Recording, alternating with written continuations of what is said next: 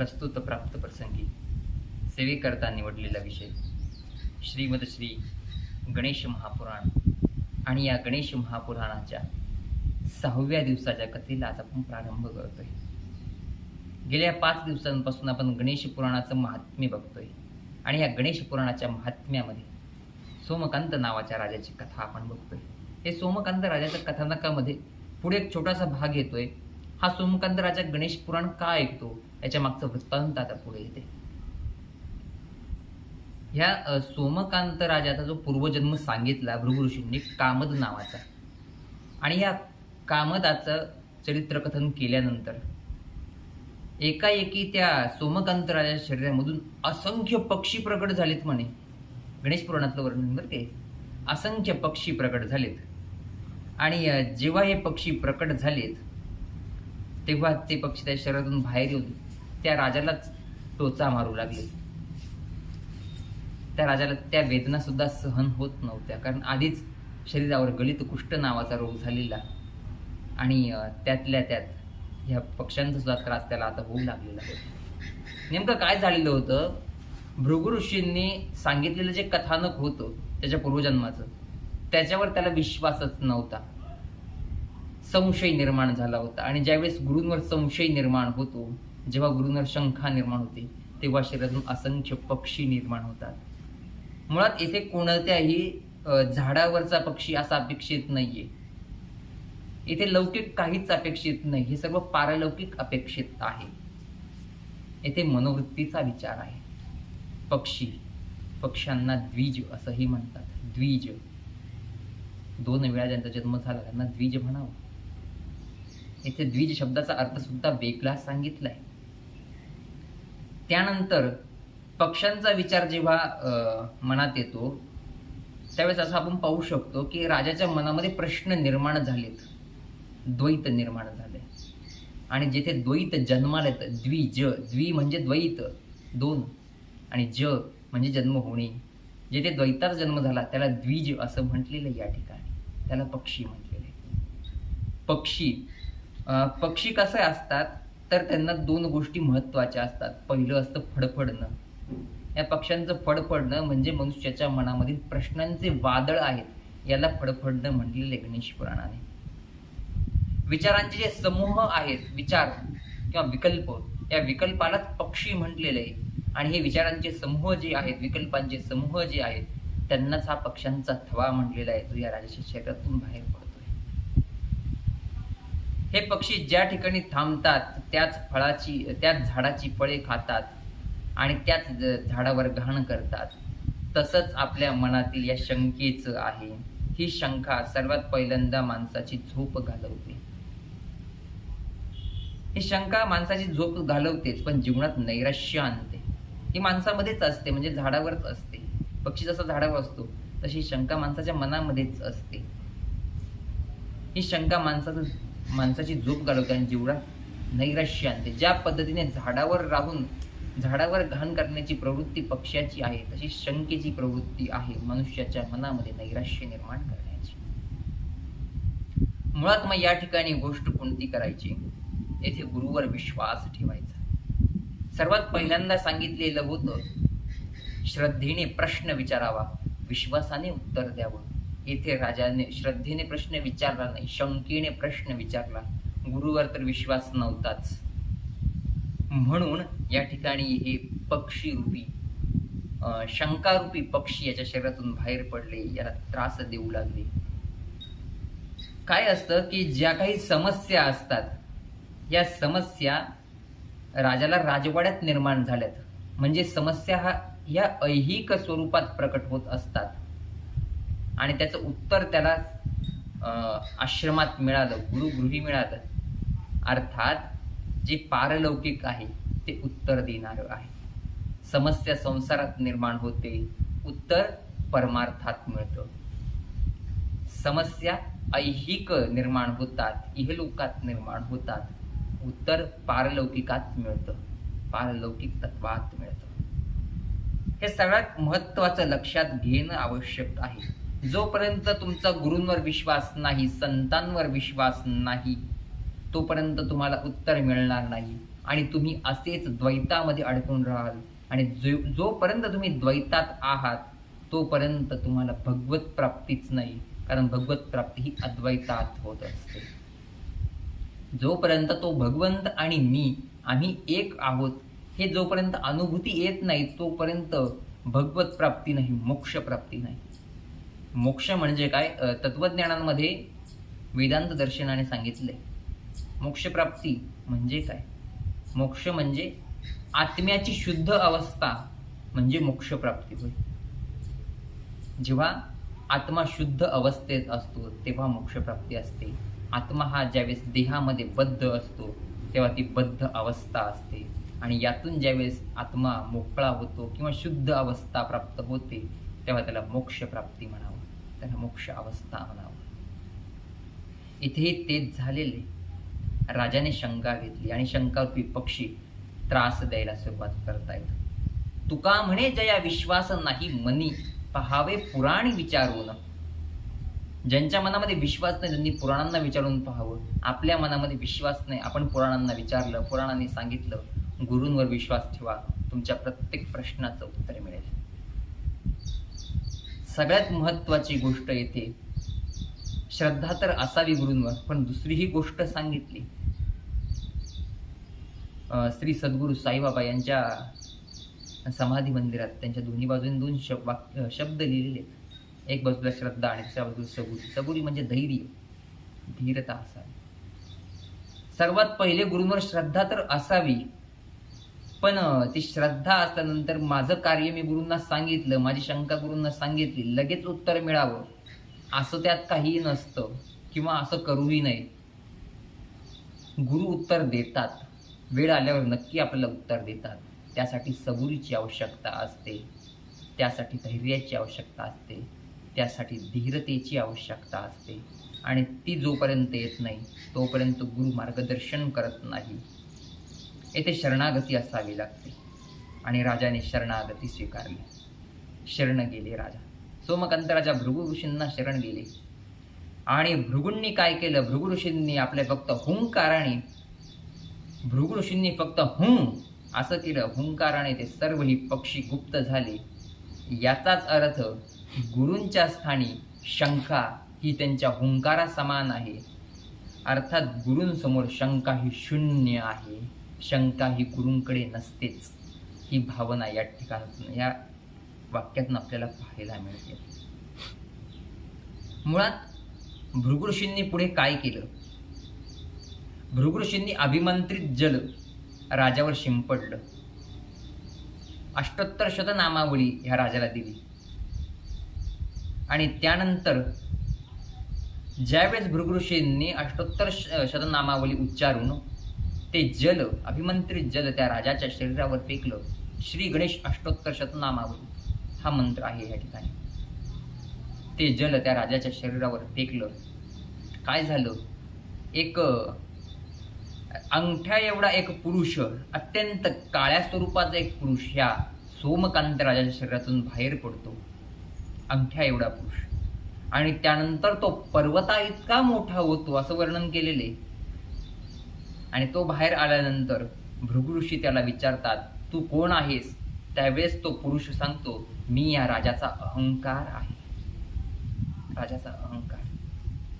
आपल्या शरीरात अहंकार फक्त अंगठ्या एवढाच असतो, पण तो ज्यावेळेस बाह्य दृष्टी दाखवायला सुरुवात करतो, बाहेर पसरायला सुरुवात करतो, हा अहंकार इतका विस्तृत होतो की हा दुसऱ्यांनाही गिळंकृत करू पाहतो. असा हा अहंकार मनुष्याच्या शरीरामध्येच असतो. आणि सर्वात महत्वाचं म्हणजे अहंकार शरीराच्या बाहेर जातही नाही. कारण जे 14 इंद्रिय सांगितले, त्या 14 इंद्रियांपैकी 4 अंतःकरण चतुष्टय आहेत. त्यामध्ये चित्त, बुद्धी, मन आणि अहंकार ह्या 4 गोष्टी सांगितल्या, ज्या तुमच्या शरीरातल्या कारण देहाला असतात. पंच ज्ञानेंद्रिय, पंच कर्मेंद्रिय आणि 4 अंतःकरण चतुष्टय. पंच कर्मेंद्रिय हे स्थूल शरीराचे मानावेत, पंच ज्ञानेंद्रिय हे सूक्ष्म शरीराची मानावेत आणि 4 अंतःकरण चतुष्टय हे कारण देहाचे मानावेत. त्यापैकी अहंकार हा तुमच्या मागच्या जन्मात जो होता तोच या जन्मात आहे. त्याला वश करू शकतो, परंतु त्याला पूर्णपणे काढून टाकू शकत नाही. कारण जर एखाद्याने अहंकारला पूर्णपणे काढून टाकलं तर तो या देहात राहतच नाही, तो मुक्त होतो. जसं माऊली ज्ञानोबराय, जसं निवृत्तीनाथ दादा किंवा इतरही संत मंडळी ज्यांनी अहंकार काढून टाकला म्हणून ते या देहात असूनही मुक्त अवस्थेत होते, कारण त्यांनी त्यांच्या शरीरातला अहंकार दूर केला. येथे राजाच्या शरीरातून अहंकार बाहेर पडलाय, जो अंगठ्या एवढा लहान आहे आणि पाहता पाहता पर्वता एवढा मोठा परिणाम तो करतोय. हा अहंकार बाहेर पडल्यानंतर राजा त्या अहंकाराकडे पाहतो, त्या पुरुषाकडे पाहतो. राजाला भीती वाटते अहंकाराची. आणि त्याच वेळेस भृगु ऋषी सांगतात, हे कालपुरुषा, हे अहंकारा, तू त्या जवळच असलेल्या झाडाखाली जाऊन बस, त्या झाडावर जाऊन बस, असं त्यांनी सांगितलं. आणि भृगु ऋषींनी हे सांगितलं असताना तो त्या झाडाच्या जवळ जातो आणि त्या झाडाची राख होते. बघा हा काही चमत्कृती आपल्याला दिलेली, चमत्कारातल्या ह्या गोष्टी आहेत, चमत्कार दिलेला आहे. काही काही ठिकाणी अतिशयोक्ती आहेत. जसं राजाच्या शरीरातून पक्षी बाहेर पडले, अतिशयोक्ती आहे, पण त्याचा अर्थ कळाल्यावर आपल्याला अर्थबोध होतो. इथे झाडाला स्पर्श करता क्षणी अहंकाराच्या स्पर्शाने झाडाची राख होते, तसेच या मनुष्य देहाची राख होते अहंकाराच्या स्पर्शाने. तरीही मनुष्य अहंकार सोडत नाही. शेवट काय होतं, हा जो अहंकार आहे तो गुरूंच्या स्थानी जाऊन किंवा गुरूंच्या आश्रमामध्ये त्याला काहीच जागा उरत नाही राहण्यासाठी, म्हणून तो त्या राखेमध्ये जाऊन लपतो. अर्थात गुरुगृही अहंकाराला कोणताही थारा नाही, असं यातनं आपल्याला दिसतं. त्यावेळेस भृगु ऋषी सांगतात, हे अहंकारा, जोपर्यंत या राखेतून वृक्ष निर्माण होत नाही, क्षम्यता, भृगु ऋषी सोमकांत राजाला सांगतायत, हे राजन, जोपर्यंत या राखेतून वृक्ष निर्माण होत नाही, पुन्हा जो वृक्ष होता तो वृक्ष पुन्हा प्रकट होत नाही, तोपर्यंत कथा ऐक, गणेश पुराण ऐक. आणि इथून पुढे गणेश पुराण कथेला सुरुवात होते. इथपर्यंत महात्म्य झालं, इथून पुढे गणेश पुराणाला सुरुवात होते. मुख्य गोष्ट अशी की गुरुकडे जाताना कसं जावं, तर इथे राखेतून वृक्षाचं निर्माण झालेले, गुरुकडे जाताना राख होऊन जावं आणि गुरुगृहातून परत येताना वृक्ष होऊन यावं, असं म्हटलेलं आहे. राख होऊन जावं म्हणजे जेवढा काही आपला संसार आहे, संसाराचा मोह त्यागून द्यावा, म्हणजे राख होऊन जावं. गुरुकडून येताना वृक्ष व्हावं, अर्थात ज्ञान वृक्ष होऊन यावं, वटवृक्ष होऊन यावं, ज्याच्या पारंब्या ह्या कायम वरच्या दिशेने वाढत राहतील आणि त्या जमिनीत गेल्यानंतर पुन्हा नवीन वृक्ष तयार होईल. अशा पद्धतीने मोठा वटवृक्ष निर्माण व्हावा. अशा पद्धतीने आपण गुरुगृहात जावं आणि गुरुगृहातून आल्यानंतर वृक्ष स्वरूप होऊन यावं, असं सांगून येथे भृगु ऋषींचं कथानक थांबतं आणि भृगु ऋषी सोमकांत राजाला श्रीमद गणेश महापुराणाची कथा सांगायला सुरुवात करतात. गणेश महापुराण हे गणपतीचा ग्रंथ आहे असा विचार करण्यापेक्षा हा आपल्या जीवनाचा ग्रंथ आहे असा विचार करा, तो गणेश प्राप्त होईल. कारण शब्दच आहे गण, ईश, गणेश. गण या शब्दाचे अनेक अर्थ सांगितले गेले, अनेक आहेत. गण म्हणजे एखाद्या देवतेचा असलेला दूतांचा समूह, त्यालाही गण म्हणलेले. मग शिवगण असतील, विष्णू गण असतील, देवीचे गण असतील, गणपतीचेही गण आहेत. असे वेगवेगळे गणांचे प्रकार आहेत. वेगवेगळ्या क्षेत्रांमध्ये गेले तर प्रत्येक क्षेत्रामध्ये गणाचे प्रकार वेगळे आहेत. सैनिक क्षेत्रामध्ये गण म्हणजे एक सैनिकांची तुकडी आहे. त्यानंतर व्याकरण शास्त्रात गेलं तर धातूंचे काही प्रकार आहेत, त्यांना गण म्हटलेलं आहे. या प्रकारे गणांचे वेगवेगळे प्रकार आहेत आणि या सर्वही गणांचा जो अधिपती आहे, ईश्वर आहे, ईश आहे, तो गणेश म्हटला गेलेला आहे. ज्योतिषशास्त्रामध्ये पाहिलं तर 3 प्रकारचे गण सांगितले, देवगण, मनुष्यगण आणि राक्षसगण. देवगणांचा अधिपती म्हणून गणपती, दैत्यगणांचाही अधिपती म्हणून गणपती आणि मनुष्यगणांचाही अधिपती म्हणून गणपती. पुढे गणेश पुराणात काही उल्लेख येणार आहेत. ब्रह्मदेवाने तपश्चर्या केली गणपतीची, देवीने तपश्चर्या केलेली आहे, भगवान विष्णुदेवांनी, भगवान शंकरांनी गणेशाची उपासना केली, तपश्चर्या केली. म्हणजे तो देवगणांचा अधिपती. विघ्नासूर, कामासूर, लोभासूर असे आसुर गणेशाच्या चरणात तळी राहतात. असुर चरणातळी आहेत गणेशांच्या, म्हणून तो दैत्यांचाही अधिपती आहे.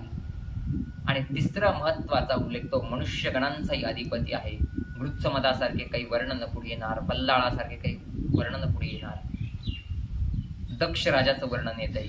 हा तो मनुष्यच होता आणि या सर्व मनुष्यांचाही अधिपती, म्हणून त्याला गणपती म्हटलंय. ज्योतिषशास्त्राचे तीनही प्रमाणे इथे लागू होतात. देवगण, मनुष्यगण आणि राक्षसगण या तीनही गणांचा अधिपती, तीनही गुणांचा अधिपती असा गुणपती गणपती, अशा भगवान गणेशांचं वर्णन आपण या गणेश महापुराणातून पाहतोय. असं हे गणेश महापुराण आपल्याला पुढे विस्तृत स्वरूपात बघायचंय. इथे गणेश पुराणाला सुरुवात होत आहे. कारण असं सांगितलंय, भृगु ऋषी अशांत होते. भृगु ऋषी कथा सांगायला सुरुवात करतायत बरं का. हे राजा, तू ज्यावेळेस अशांत होता त्यावेळेस माझ्याकडे आलाय. आता मी कथानक सांगतोय, फार पूर्वी मी सुद्धा अशांत होतो. मला सुद्धा शंका निर्माण झालेल्या होत्या आणि मला यातून बाहेर पडायचं होतं. म्हणून मी माझ्या गुरूंकडे गेलो, गुरु वेदव्यासांकडे गेलो. वेदव्यास, ज्यांना बादरायण म्हटलेले, ज्यांना कृष्ण द्वैपायन म्हटलेले. द्वैपायन याचा अर्थ त्यांचा द्वीपावर जन्म झाला म्हणून द्वैपायन. ते रंगाने कृष्ण होते, अर्थात सावळ्या रंगाचे, काळ्या रंगाचे होते, म्हणून त्यांना म्हटले कृष्ण. आणि त्यांचा जन्म हा बद्रीवनामध्ये झाला, किंवा म्हणून त्यांना बादरायण असंही म्हटलेलं आहे. काही जण सांगतात बद्री वृक्षाखाली, काही जण सांगतात बद्रीवनामध्ये झालं. या पद्धतीने त्यांना बादरायण म्हटलेलं आहे. असे असलेले वेदव्यास, कृष्णद्वैपायन पराशर वेदव्यास, पराशर मुनींचे पुत्र म्हणून पराशर. आणि पुढे त्यांच्या नावामध्ये वेदव्यास हा शब्द आलेला आहे. व्यास 24 प्रकारचे व्यास सांगितले श्रीमद भागवतामध्ये, आणि त्यापैकी हे एक व्यास आहे. यांनी काय केलं तर वेदांचं 4 भागांमध्ये विभाजन केलं, म्हणून यांना वेदव्यास ही पदवी मिळाली. वेदांचा व्यास केला, व्यास म्हणजे भाग केला, वेदांचा भाग केला, म्हणून त्यांना वेदव्यास. पूर्वी एकच वेद होता, ह्या वेदाचे 4 भाग त्यांनी केले. ह्या वेदव्यासांनी हे केल्यानंतर यांनी जे 4 कोटी श्लोकांमध्ये असलेले पुराण होते हे 18 विभागांमध्ये केले. 18 पुराण, 18 उपपुराण, अशा पद्धतीने पुराणांची रचना केली. महाभारताची रचना केली, अशा अनेक ग्रंथांची रचना केली. तरीही या वेदव्यासांच्या मनामध्ये अशांती होती, आणि जेव्हा यांच्या मनामध्ये अशांती होती तेव्हा हे वेदव्यास त्यांच्या गुरूंकडे अर्थात ब्रह्मदेवांकडे जातात. प्रत्येक पुराणामध्ये 18ही पुराणं आहेत, पण या 18ही पुराणातल्या प्रत्येक पुराणामध्ये हे वर्णन आहे. व्यास ब्रह्मदेवांकडे गेले, व्यास ब्रह्मदेवांकडे जातात. ब्रह्मदेवांकडे गेल्यानंतर ब्रह्मदेवांना नमस्कार करतात. ब्रह्मदेवांना सांगतात, हे ब्रह्मदेवा, आधी मी वेदांची रचना केली, नंतर पुराणांची केली, परंतु पुराणांची रचना करत असताना 18 पुराण झालेत आणि माझ्यामध्ये अहंकार निर्माण झाला. का मी पुराणांची रचना करतो म्हणून माझ्यामध्ये अहंकार निर्माण झाला, आणि हा अहंकार दूर करण्यासाठी मी तुमच्याकडे आलोय. माझ्या मनामध्ये द्वैत आहे, माझ्या मनामध्ये शंका आहे, या शंकांचं निरसन तुम्ही करा. कथा सांगताना भृगु ऋषीने सांगितलं, पूर्वी मी सुद्धा अशांत होतो. वेदव्यास कथा सांगताना पूर्वी मी सुद्धा अशांत होतो असं म्हणतायत. मी सुद्धा अहंकारात अडकलो होतो.